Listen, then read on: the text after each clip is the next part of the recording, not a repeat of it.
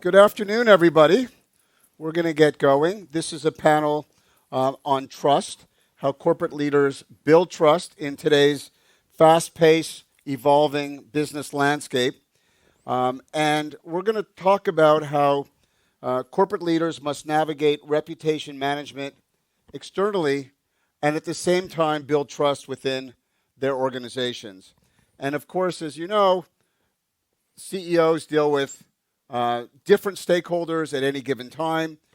They need to maintain transparent communications, accountability, everything from employees, customers, investors, and so on. The great thing is we've got a great panel here. I will introduce the panel, the panelists, when we've turned to the first question for each person. But I think we're going to have, and we're in store for a great and robust discussion. So let's open it up by talking about how we build trust and where trust is in society. And as many of you know, it can take years for corporations and institutions to build trust. You can lose that trust in a second. And so why don't I turn to Michael Dimmick, president of Pew. Why don't we set the landscape? What are you seeing with the statistics, the data, the polling that you have in terms of trust in government, media, politicians, information sources? So, lay the groundwork for us for this conversation. And thank you for coming. Yeah. Well, thank you. It's not a good picture. I mean, trust is hard to get right now, and it's pretty much across the board, particularly when you're talking about institutions. People are feeling pretty alienated from the way institutions have an effect on their lives right now. And I think it comes from a couple big themes that'll probably weave into everything we talk about today. One is people are feeling really economically exposed and pessimistic and even cheated in a way, right? They're exposed that the sort of landscape of what it takes to live a secure life feels uncertain right now on a lot of levels. They're feeling pessimistic that the pie is not growing in their lives. They feel like the environment and the opportunity to get ahead, 75% will say, that the opportunity for their children is less than for them, and they feel the same about themselves than for their parents' generation, right? So this sense of kind of gloom really weighs on a lot of people. And then this cheated. They feel like the system is rigged. You've heard that in political conversations, right? That the entire economic system is rigged. But it's more than that. It's a political system. It's an educational system. It's a healthcare system. It's an information and media system. They all, to many people, feel like they're serving someone else and they're not serving them in this environment. So that leads to a lot of downward trends in trust across many, many institutions, almost any that you can name. Very few are held apart from that, including sort of the business world as well. And then the second factor layering on all of this is this sort of huge level of uncertainty in the information environment, the fragmentation of traditional information flows. People are faced with an entirely different way of having to get information and decide what to trust today than they did 2 years ago, 5 years ago, 10 years ago. So that's yet another huge factor that's sort of eroded. It's making it harder to earn trust in that environment. So, Michael, that's damn pessimistic. It is, but we can try to bend the corner. So, John, maybe you've got better data for us, but give us a sense of, surely when you've looked at all these polls over the years where there has been positivity, even among the decline, has typically been in business or the military. So give us a sense of the data that you've seen, and this is a leading question because we've done some surveying with the Harris Poll, John Gerzema, CEO of the Harris Poll, on consumers and employees and how they're feeling about brands and corporations today. Yeah, I'll continue along Mike's thread for just a second. But we'll flip it. I think in the business world right now, you have an incredibly fracturing relationship between business. And this is really different. I'm looking at Libby across from me, the chief strategy officer with us at the Harris Poll. And for 5 years with the Milken Institute, every study always said business is much stronger than government, has been more reliable. And the peak moment of that was during COVID, when there was this incredible respect for the ingenuity of business to deliver packages, to keep supply chains open. And Yet at the same time, over the past 5 years, we've been living through these stacked crises in America. We do a weekly survey, and we see that Americans are just stressed at every different dimension, Mike, like you were talking about. And so you really have to remember 72% of America's GDP is driven by consumerism. Through all this time and all this chaos, the consumers kept spending. And so the consumer doesn't feel cared for. And that's at the heart of what's starting to create a fissure between business and consumerism, Eric. So we see in our data, 82% say the values held by today's business leaders don't match that of everyday Americans. They're largely disappointed. I could go on, but I think the most important issue in all of this is that we've forgotten to be, I believe, sort of customer-centric, to go deeper into people's lives. We talk about egg prices. Mike and I were having a conversation about this. It's actually far deeper than that. 60% of Gen Z and millennials still get an allowance from their parents. So let's talk about home ownership in that context, right? Buy now, pay later. 43% of Americans in our NerdWallet studies say with buy now, pay later, they're falling behind on making their payments. So there's just a lot of different stressors out there. And the last thing I'll say before I hand it off is 71% of the top 100 companies, emulated amazing companies in America, 71% of their reputation scores were down last year, and that was from inflation and passing along profits. So we got to kind of wake up and look at the state of the consumer. Yes, very pessimistic. By the way, we as part of this survey looked at politics and government, in terms of Congress, low numbers. The one bright spot in terms of trust, by the way, was the Supreme Court with about 67% trust, and that the American public believing that the Supreme Court will stand up for Americans. We shall see. But, John, you talked about customer-centric and you talked about brands. Let's talk to two CEOs that run two very well-known brands. So Jessica Sibley, CEO of Time. Obviously, you all know Time. You know the Time 100.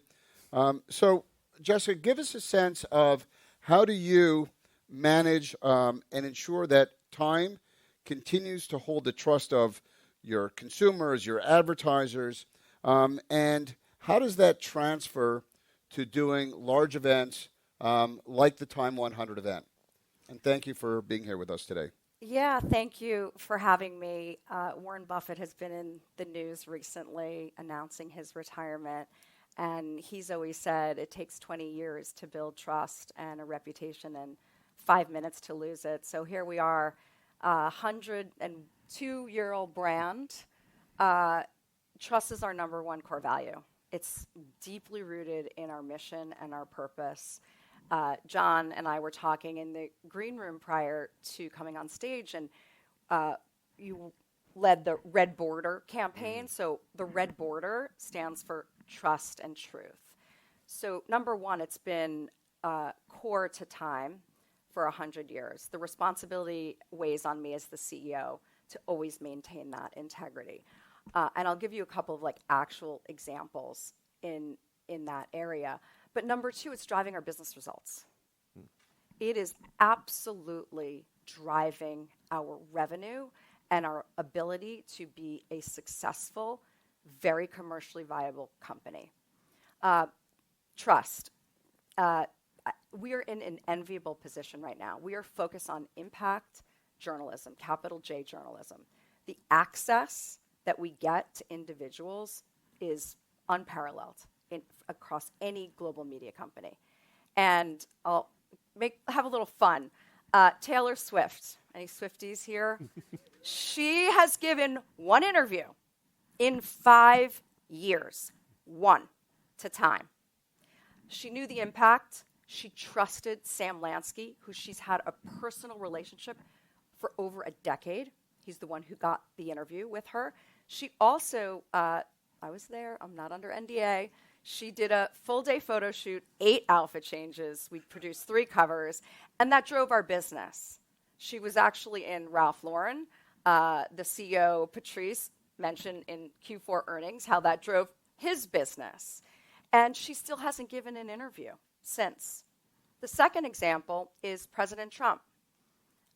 We have had more on-the-record time with the president than any other media company in the world.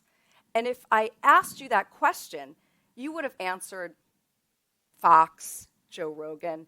On April 22nd, our team was in the Oval, and he gave us the longest and first 100-day exclusive interview and photo shoot.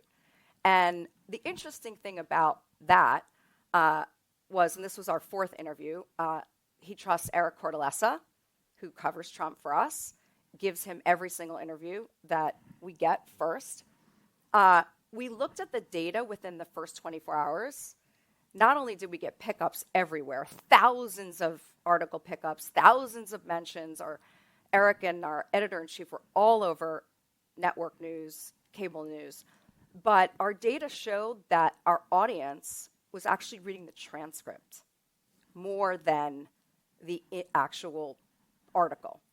So I think those are two really great examples of trust, subject matter experts, and how we're differentiated and how we've done this for over 100 years. And we are balanced, objective, rigorously reported. I could talk about this subject and give you so many other examples, but those are two really fun ones to show the range. The last one I'll tell you is Simon Schuster, who has spent more time with Zelensky than anybody else. And he gave Simon and Time the very first interview after the difficult on-the-record Oval Office meeting. So, 102-year-old brand, X.com, Linda Yaccarino, CEO of X.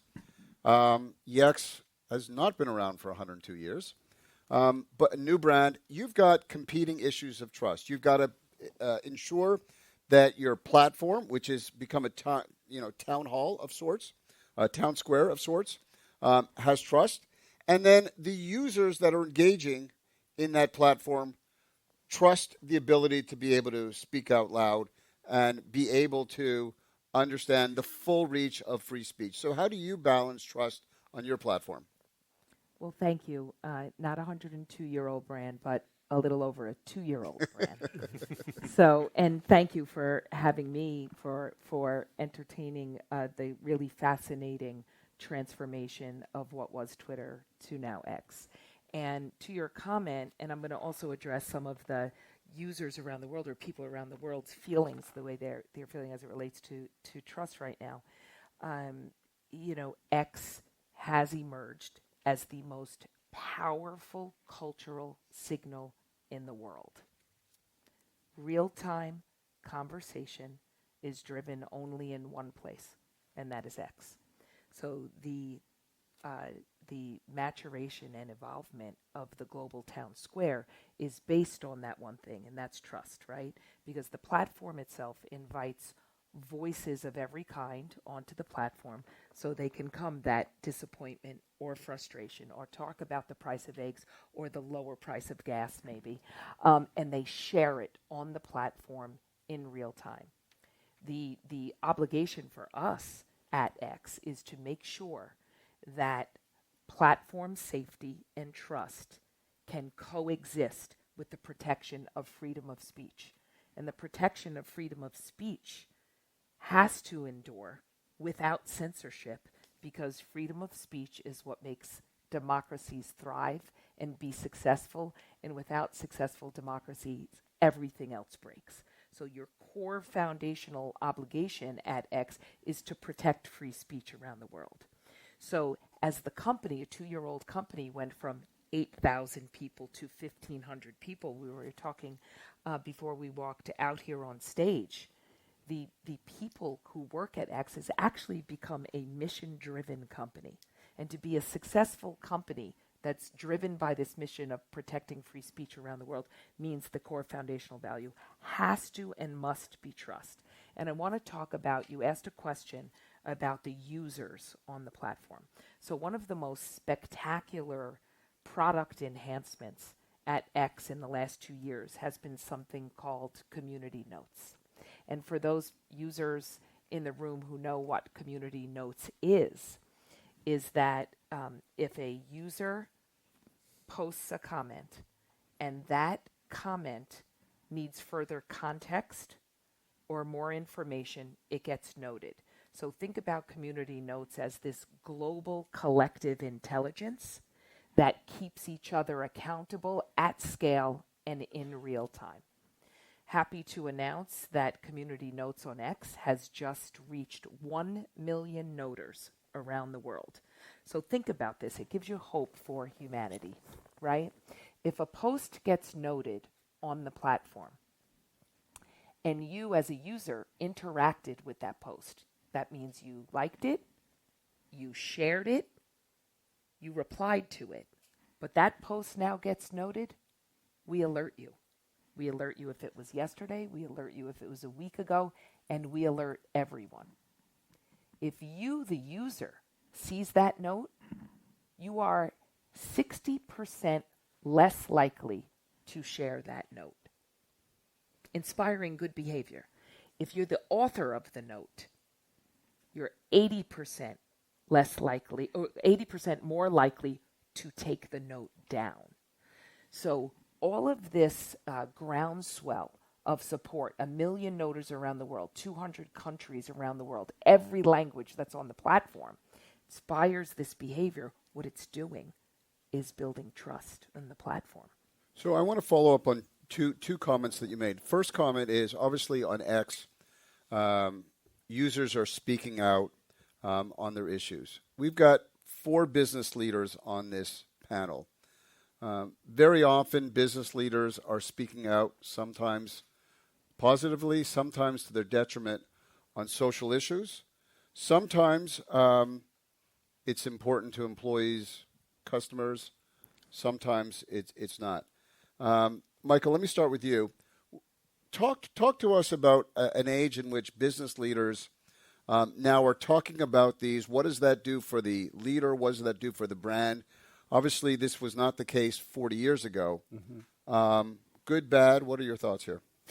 Well, I think it would depend a little bit, but it touches on a theme that came up in 2 of the comments here from the CEOs, which is a lot of trust is about individuals, it's about people, right? I mean, your examples of the reporters who built that trust with those sources, that people ultimately are why people come to X, right? To hear from other people, that they build relationships, they follow, they develop trust in those individuals, and then with the community notes, you can layer on an accountability to that trust.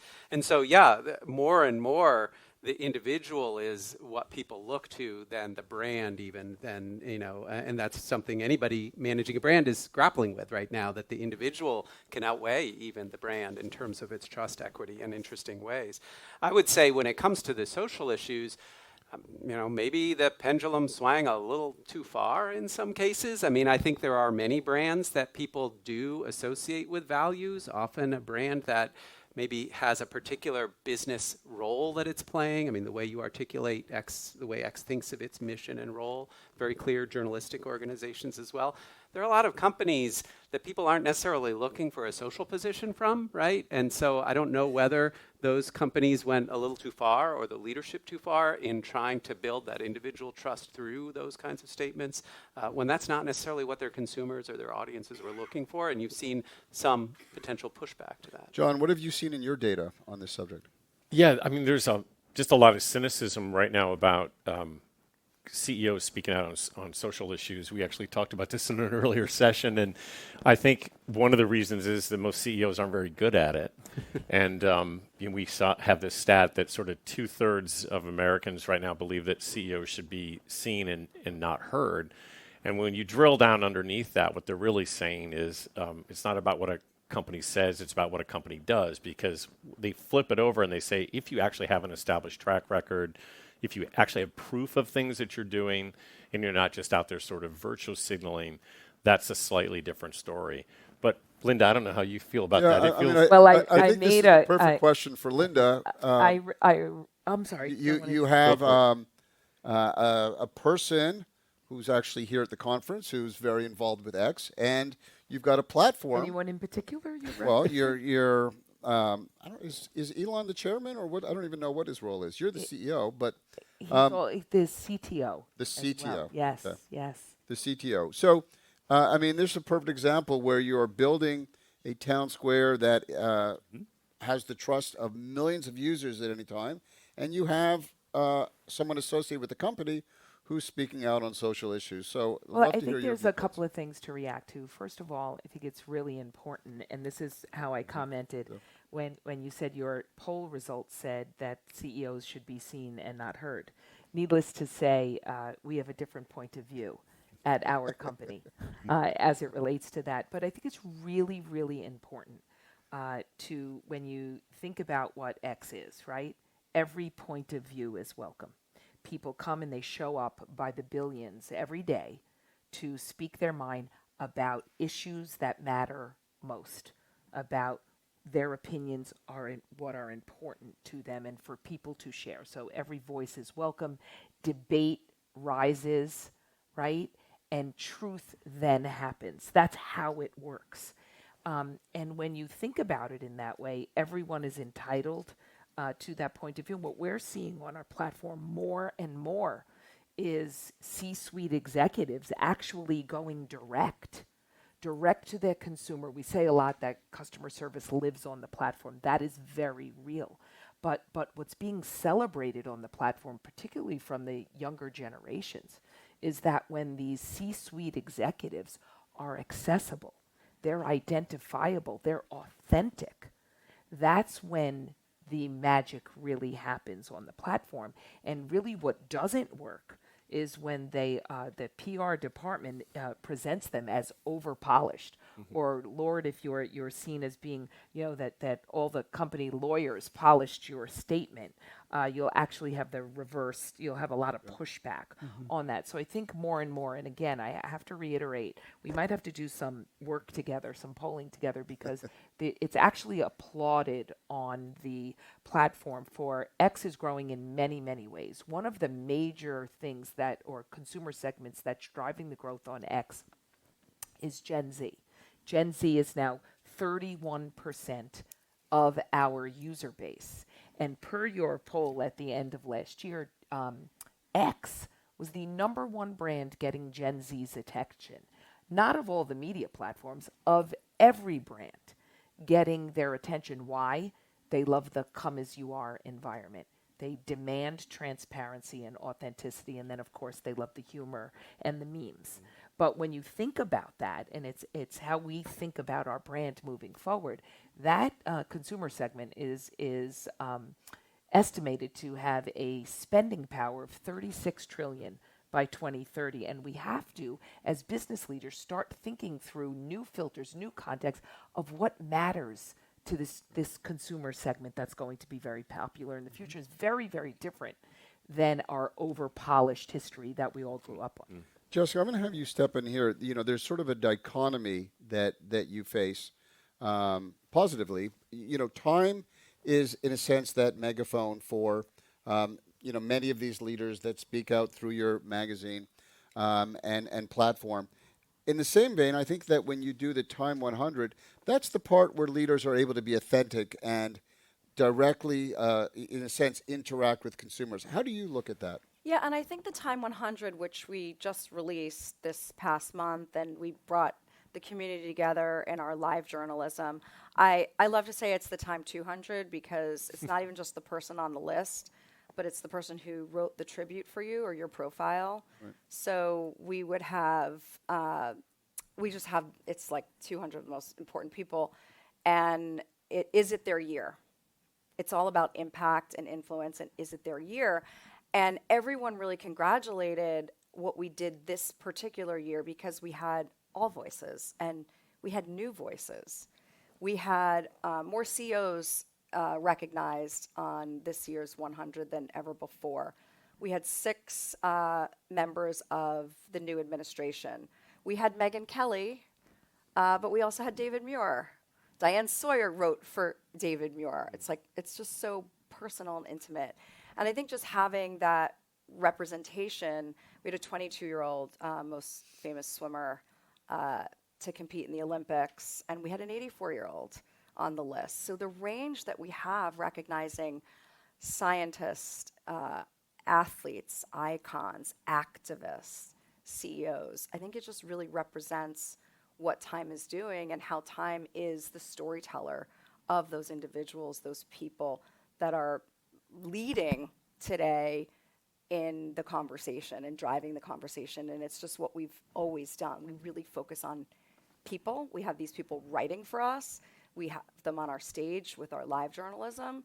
And I think that's why we've attracted, when I travel the world, as Linda and I both do, we're always on airplanes, but I've been to Detroit and Davos and Dallas and Dubai and hard to say you travel the DC, world, and like but Detroit's the everyone first is place like you loves mentioned. time, and they're like rooting for us. They are rooting for us. So it's really been, it's amazing. I want to come up to another point that Linda talked about, and that is trust within your organization and talking about employees. So, very interesting story. When Linda started at X, I believe the employee base was 8,000, and now it's down to 1,500. So you've taken employee base down, and yet you've got high trust among your employee base. You're more mission driven. I'd like for you to talk a little bit about that in a sort of a post-COVID world where there's all of this tension between those that work remote, those that come into the office. We have found that there's less trust among some of the younger employees because they don't understand why they need to be in the office and so on. So I'd love to hear about your sort of experience, and then I'd love to come back to the data guys closer to me. So, first of all, to talk about the what I would say in-office culture, I like to really often talk to employees about the in-office inspiration that you get from that, whether it is mentorship or the unscheduled inspiration that you get. I think the more and more that younger people get exposed to it, the more often it happens, and then it kind of becomes contagious in a way, right? And when we're talking about, we're sitting here having a panel on trust, and you think about the post-COVID era that we live in, and it has really attacked trust in a way that people are very cynical. There's a reason that they're cynical. They've been let down so many times. And when you think about particularly being in the media industry, I think it's 31% of Americans that's the small number that actually trust media. There's a reason for that.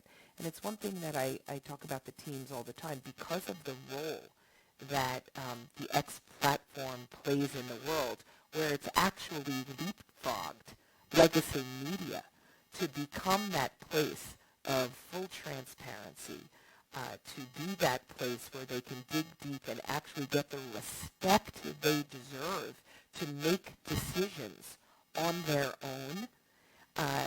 That's why X is on a very big growth trajectory, because we've emerged as that most powerful culture signal. And it's because of that. It's because of all of those voices that are allowed to happen on our platform that they're not allowed to coming from a mainstream media that is used to this one-way street of conversation where some of them are still grappling with the impact of technology on consumption, and that there's kind of a reckoning of that truth going on, which unfortunately trust has been damaged in that process. John, what have you seen in some of the data that you've seen within, cultures, employees within some of these organizations?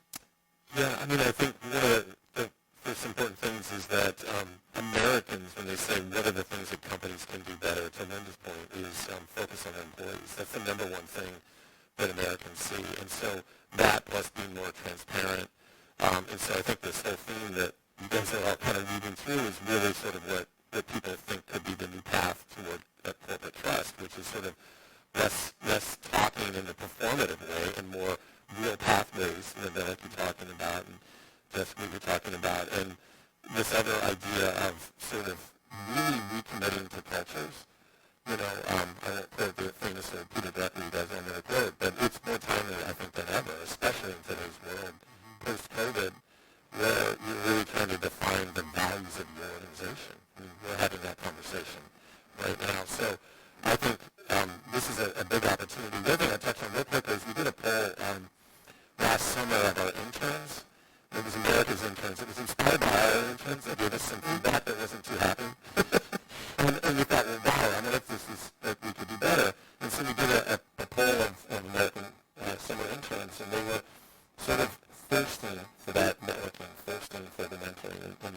experience, and I thought that was sort of an interesting thing. I'm not saying they're coming back to the office. But I wonder about these younger people, too, and I ask them often, how are they, I would ask them, how are those interns going to have the unbelievable fortune for being at this conference, meeting or sitting on this stage? Right? Lord help us all if it's all a virtual event, right? But that's how they should be inspired by their leaders to really put their, kind of career path and let's say I want to be a leader like that and they want to have influence, I want to be up on that stage with leaders like that. For sure, and it requires the trust in those leaders, the ability to come in, to stay around. I mean, we've all been through that as we've sort of built our careers, staying after the meetings, trying to get a minute with the boss. Michael, what are you seeing in terms of your data? Well, one thing to keep in mind is there's one segment of the workforce that is in a high-knowledge industry sector, and they're looking for a lot more from the workplace than most Americans. And we did a study last year about, how people think about their employment. The majority of Americans don't think of their job as a big part of their personal identity. It's what they do, and they'll move on to another job or they'll, pursue. It's not that they don't think it's a career. It's not that they don't have personal aspirations. But I think there's a way that we can focus in on, because most people who study this or cover it are from those sort of knowledge industries. We have a bias to look towards that class of a really hyper-engaged sort of employee base. And again, to the other point we were talking about, I think that led some organizations to focus a lot on, what I need to do to connect to my workforce are these broader social values of my organization. I think for most employees, it's other kinds of values. It's the kinds of values I just heard here. How do you get ahead in this organization? How are we investing in you and your individual growth? How are we taking care of you as an employee of our company? People want to understand how they're being taken care of more than some of those broader social values in many cases. So Jessica, I heard on this panel, I just heard the mistrust in media. And I'm in the media business. Can you set the record straight and tell people why they should trust the media? I'm going to put the onus on you right here. Yeah, this is interesting times that we're living through, but nothing's really new. A lot of people have asked me recently, how are you covering what's happening, and these are when I say trust is also driving our business outcomes and our business results. These are our partners. These are advertisers. Advertising is many formats in different ways, but our playbook is B2B. I work most closely with CEOs and CMOs that want to put their brands all around what we're doing because they trust us also. They trust the environment that they're in, and everyone's very conscious of this now. I would say for us, when you talk about disinformation, misinformation, I think we're past that, and we're in a new information era. And what I mean by that is the White House just launched the White House Wire. Is anyone familiar with this? Has anyone signed up for it? The White House Wire is a traditional newsletter, and it's everything that the White House, and I'm assuming President Trump, would like you to read and know about from them directly. It's curated. It's actually content that is from other sources, and it's specific to driving the narrative and the agenda and the story that, again, a specific audience or maybe all audiences. And I find this very interesting and I don't know if you know MAGA Minute. Have anyone seen, that's on your platform all the time. Caroline Leavitt, the White House press secretary, does a MAGA Minute at the end of the week. And again, talking about what the administration has done and accomplished very positively this week. So I think we just need to reset. I do love your platform, Linda, because it is a lot of voices, and we try to do the same differently, very differently, but I think that's really important. But I think we should pay attention to this new way of controlling information. But through your brand, through time, you're looking to provide context. You're looking to provide analysis. You're looking to provide this balanced approach to what readers are looking at. But if we go to X is saying, you know what? Let's go directly to the consumer. Let's let the consumer decide. In some ways, it's not very different than this White House wire. It comes from the White House, so there's obviously a clear political bent. I mean, but the politics of the White House, whether it's a Democrat in office or a Republican, but how do you see that as being different on your platform? I mean, obviously it's very different, but talk a little bit about your relationship directly with users and how they get to see a balanced approach. Mine? No, on X. Oh, So- And how they get to see sort of a Well, balance. look, the expectation of when you show up as a user on X is that you can share your point of view, and when you talk about every point of view, then you have this deeper engagement, right? X has also emerged as the number one most attentive, the platform that has number one in attentiveness versus all other social media platforms, because it's more of a lean in experience, right? And you, as a user of the platform, you will know that you go and you'll seek out deep levels of information so you could make up your own decision. And the consumer or the user expects that full transparency. To your comments about if you want to use this current administration, no matter which side of the aisle you are on, it is the most transparent administration, agree with it or not agree with it, that has existed to date. And that is a reflection of the new table stakes or expectations of consumers or voters today, right? They talk about a lot the outcome or the results of the U.S. election, and they refer to it a lot. Many people refer to it as a podcast or an X election, because there was the ability to show up, dig deep, not so curated experience in an edited interview, but show up for a 3-hour conversation in a podcast, or be able to get all different points of view on X and then make your own decision. So I think that has a profound impact on everything moving forward. I agree with what Jessica said, is that there is a reset, like it or not, has happened. And the new table stakes of users today, of citizens around the world, of voters around the world, expect transparent information in real time, and they deserve the respect to make the decision on their own. Because to the early kind of percentages we were talking that's frustrated, they've been let down so many times that they've decided to confront it head on themselves. By the way, you can send me questions that you want me to ask the panelists. I've received one question so far, interestingly by someone who I know, and we'll get to those afterwards. But please send send questions. So I want you all to put on your CEO hats. We have been hearing a lot of pessimistic data, but the end analysis is low trust. We have broken this compact of trust with consumers, in some cases employees. Certainly institutions are at an all-time low.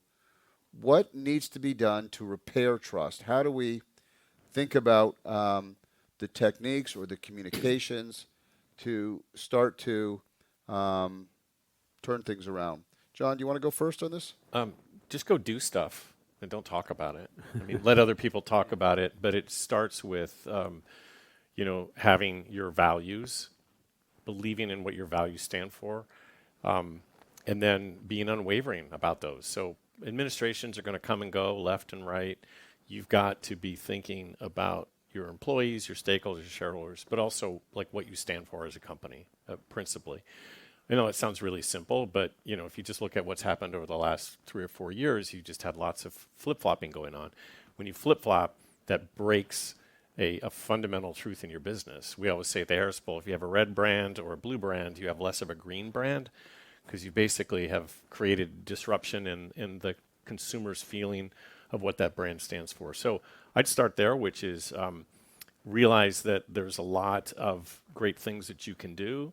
The other thing that's really important, when we look at our data, we started last year during the culture wars and we did what was called Libby, right, a toxic wordle.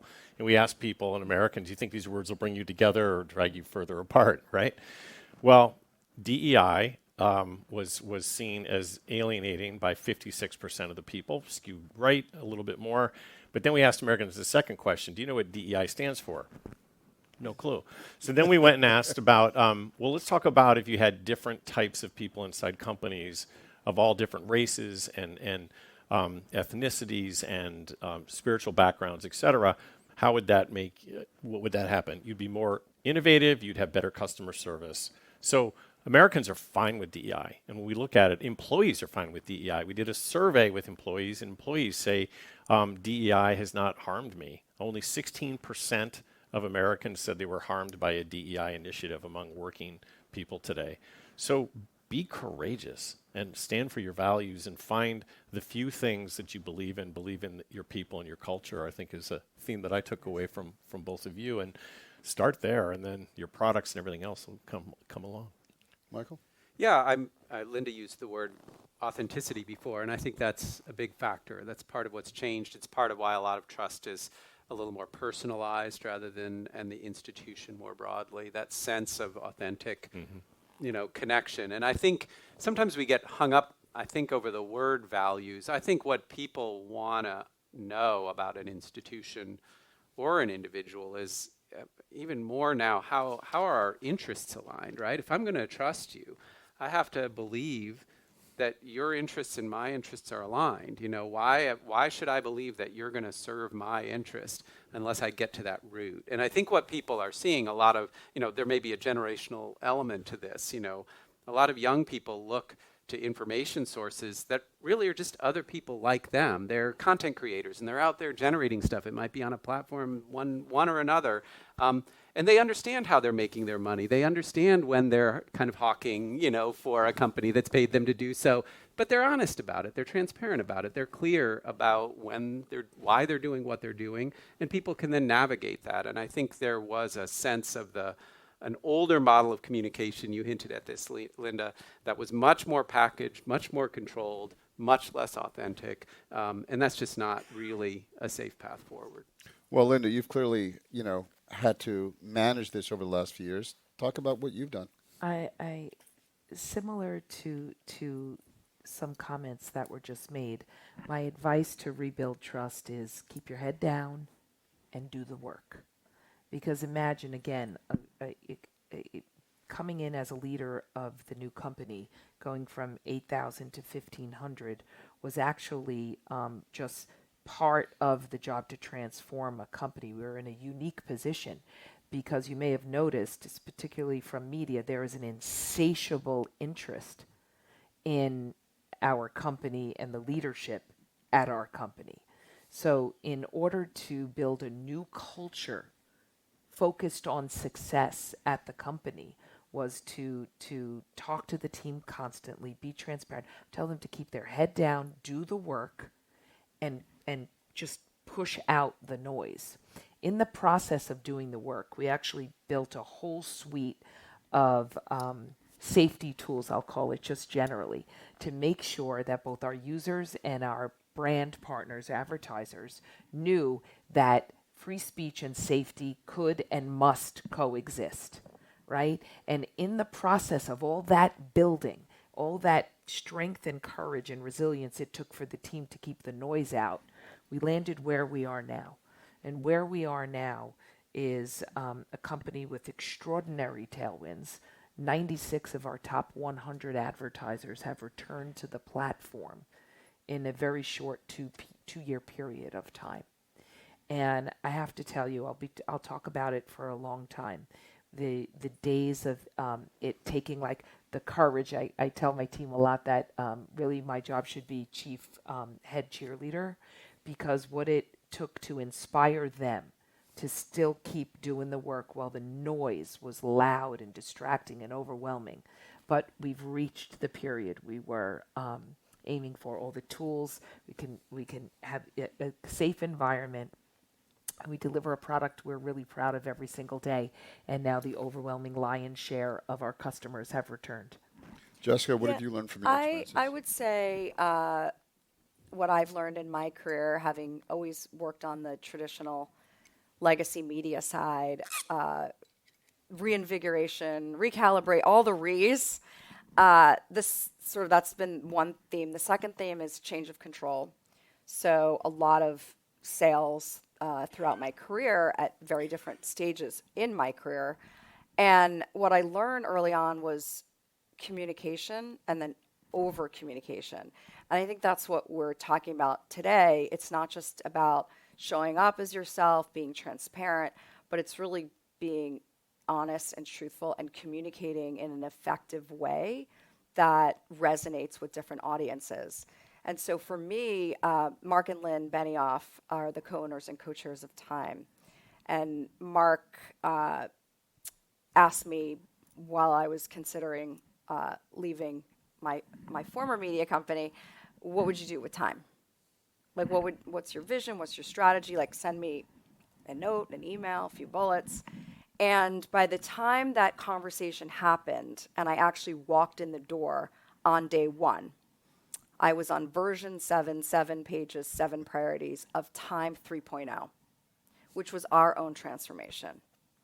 And Time 3.0 became an internal and external rallying cry, like Time 3.0, let's go. And I talked about it my first 100 days. I talked about it publicly. I gave the exclusive to media journalists at Hollywood Reporter. And I'm a very external-facing CEO. So I say what I'm going to do, and then I do it. And I leverage X and all the other platforms so people can see internally and externally like what we're doing. And I also learned something really interesting from a media legend, which was you say it, you announce it, and then you do it. And when you actually say it and announce it and make it public, like the followership you have is like has to happen. So I would say I really hope that we're back here next year and your statistics have changed. And now that we have all new voices, different voices, agree with what Linda said about podcasts and fringe media and mainstream media. I think what they're doing in the White House and bringing some new voices, whether you agree with them or not, should be heard. And if we communicate with that level of like authenticity, not scripted, I write my own stuff. Like when I get stuff and it's written for me, it's terrible. And I'm like, we paid someone to do this because it's my voice. And I'm getting a little bit more help now in year 3 in my role because they kind of know my voice and how I want to show up for this brand, the business, my employees, and all my stakeholders. So, Linda, you're the most popular person on this panel. Nothing personal to the other 3 guests. All the questions are directed to you, so I've got to ask one question, which I'm going to put it all together. And really what the questions are getting at on the X platform is how do you ensure that there is a balance in terms of sharing information, fact-checking on what people say. How do you protect against, hate speech, and ensure that I'm going to stop there. There's enough questions on that. It was 2 or 3 in there. So I'll start with, I think you said balancing. Did you say balancing, misinformation? fact-checking, extremist language? So I touched on a little bit of community notes, right? Has been a really ecosystem transformation, right? And imagine the power of community notes, which is like when you compare it to mainstream or legacy media, right? It's like a megaphone of fact-checking because everyone who interacted with that particular information gets notified that it needed more context or that it needed clarification. As compared to legacy media, in an article or a broadcast, you may or may not see it. It's like a whisper, right? So it's like the power of community notes is like a megaphone versus a whisper. And to your point of just in how we keep evolving, any post now on X has a Grok button. Grok is our AI that is almost a little over a year old from XAI, our now merged company, right? You can actually hit the grok button and get all the context you need on any post. So talk about the evolution or sophistication of balancing information and fact checking on the on the platform has become extraordinary. And also, I don't think I mentioned it before, but YouTube, Meta, TikTok have all become our partners and embraced community notes. So that is an ecosystem shift that have moved the power of fact checking from the hands of a few, mostly biased historically, to the hands of many, the people. Okay, and when you talk about hate speech, it's a very intricate business of policy development to address hate speech, right? Is it speech you disagree with, or is it really speech that would encourage any type of violent behavior or aggressive speech that impacts a marginalized group? So the latter, violent behavior or marginalized group protection, we have over 70 policies at the company that protect for that. First thing, obviously, if it's against the law, it's off the platform in any of the territories in which we operate. But also, if it's not against the law, but it's just aggressive in a way, it will not be given any kind of sunlight as we say. So it's freedom of speech, but not reach. So you'd have to really be following that user or actually go search it out, but it will not be given much reach. It's been a very successful mechanism to contain speech that doesn't violate any of our policies or is not against the law. So imagine the sophisticated combination of policies, of agents all over the world who monitor that, and also automation tools. And one thing I want to be really specifically clear about, two areas that X has really done a lot of work for, particularly when we bought when Elon first bought Twitter, now X. What became immediately clear is that we had a very big child protection problem on the platform. And X is not a platform for children. In the US, less than 1 million users are under the age of 18, but we had a bad actor problem. So we communicate with each other, send them to other platforms, and probably the most investment in both people and automation, and have now rooted all of that off the platform. So it's something we're really, really proud of. And then also all of our work to fight anti-Semitism around the world. Thank you, Linda. Really proud. You asked me a lot of questions, so I went. I did, and I gave you the time because I think those were very important questions. But I think to the audience, as you can see, trust is that critical element that flows through the fabric of so many parts of society, whether we're thinking about our employees, we're thinking about our customers, we're thinking about investors, we're thinking about the broader society of dealing with the politics. Obviously, when we're getting to platforms, speech, media, but I think we've had a wide-ranging, robust conversation. I want to thank our panelists. Please, a round of applause for our panelists here. Thank you very much.